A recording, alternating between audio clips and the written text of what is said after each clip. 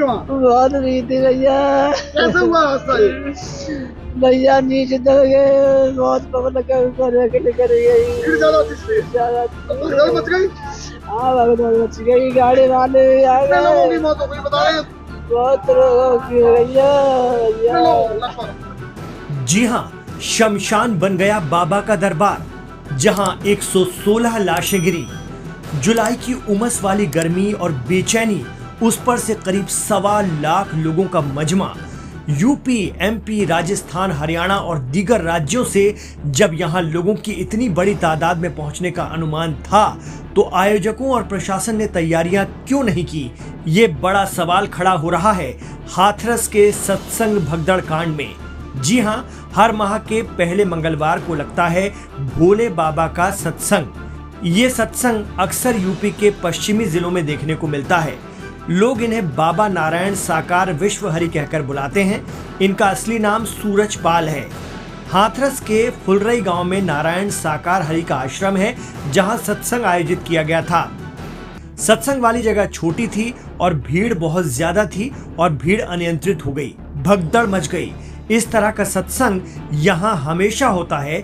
अक्सर बड़ी तादाद में लोग यहाँ पहुँचते हैं। बावजूद इसके किसी ने ये जहमत नहीं उठाई कि इतनी बड़ी तादाद में आने वालों के लिए किस तरह से प्रबंध किए जाएं कि महिलाएं और छोटे छोटे बच्चे सुरक्षित रह सकें।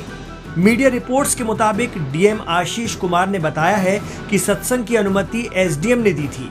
जनपद हाथरस में तहसील सिकंदरा अंतर्गत गांव मुगलगढ़ी में एक आयोजन भोले बाबा का समागम हो रहा था, जिसमें जब समागम अंत हो रहा था तो उस समय अत्यधिक उमस के कारण जब वहां से लोग निकलने को हुए तो उस समय ये घटना कारित हुई है। सर लगभग कितने लोगों की मरने की इसमें पुष्टि हुई है?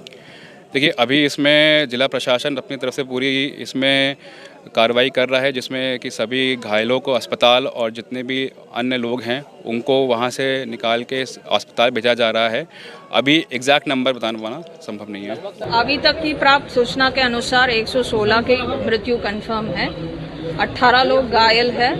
विभिन्न जनपदों में मुख्यालय जो हमारा अलीगढ़ है, वहाँ पे इन लोगों के लिए उच्चतर इलाज के लिए हमने प्रेषित कर दिया है। कार्रवाई क्या हुई अभी तक? अभी ये प्रारंभिक जांच चल रही है। एफआईआर भी तो हुई है। उसके लिए भी यहाँ पे प्रारंभिक जांच की जो रिपोर्ट आ जाएगी उसके अनुसार संबंधित अधिकारियों के खिलाफ में कार्रवाई की जाएगी। प्रारंभिक जांच रिपोर्ट आने के पश्चात ही नियमानुसार अगर जानकारी तो मैम होगी, अनुमति तो है, अनुमति तो है। अब ये प्रारंभिक जांच ही बताएगा कि पूर्वानुमति उन्होंने लिया है एसडीएम से भी और पुलिस से भी वहाँ पे। ऐसे में सवाल उठता है कि उन्होंने सत्संग स्थल पर भीड़ का अंदाजा क्यों नहीं लगाया? एंट्री एग्जिट पॉइंट क्यों नहीं देखा गया? सत्संग का आयोजन बाबा नारायण साकार हरि उर्फ साकार विश्व हरि उर्फ भोले बाबा ने किया था। डीएम ने बताया कि वहां कानून व्यवस्था के लिए ड्यूटी लगाई गई थी।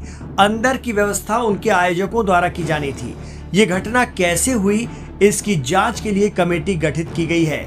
सवाल उठता है कि प्रशासनिक अधिकारियों की मौजूदगी के बाद भी इतनी ज्यादा भीड़ जुटी तो क्यों नहीं कार्यक्रम पर रोक लगाई गई? चश्मदीदों ने बताया कि कार्यक्रम आयोजन स्थल पर भीषण गर्मी थी। उमस से लोग व्याकुल हो गए। मौसम को देखते हुए ना तो आयोजकों ने व्यवस्थाएं बनाई, न ही प्रशासन ने सख्ती रखी, जबकि गर्मी के मौसम में भक्तों के लिए उचित प्रबंध किया जाता है। आगे आने जाने की खुली व्यवस्थाएं बनाई जाती हैं। प्रशासन ने आखिर इंतजामों पर नजर क्यों नहीं रखी? चश्मदीदों ने बताया कि सत्संग स्थल पर जमीन भी उबड़ खाबड़ थी। सवाल उठता है कि जिस बाबा के सैकड़ों भक्त हैं, उसने आयोजन स्थल पर उचित प्रबंध क्यों नहीं किए? चश्मदीदों ने यह भी बताया कि भगदड़ बाबा के कार्यक्रम खत्म होने के बाद हुई, जब लोग अपने घर को लौटने लगे। सत्संग के सेवादारों ने भक्तों को रोकने की भी कोशिश की थी। इससे भगदड़ की स्थिति और गंभीर हो गई। इस पूरे सानहे ने लोगों को हिलाकर रख दिया है।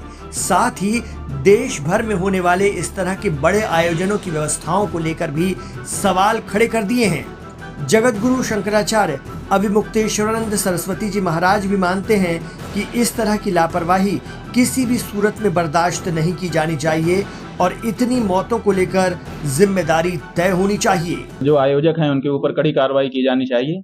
आप ज्यादा भीड़ इकट्ठा कर लेते हो और भीड़ के प्रबंधन का आपको ज्ञान नहीं होता है, तो ये अक्षम्य अपराध है।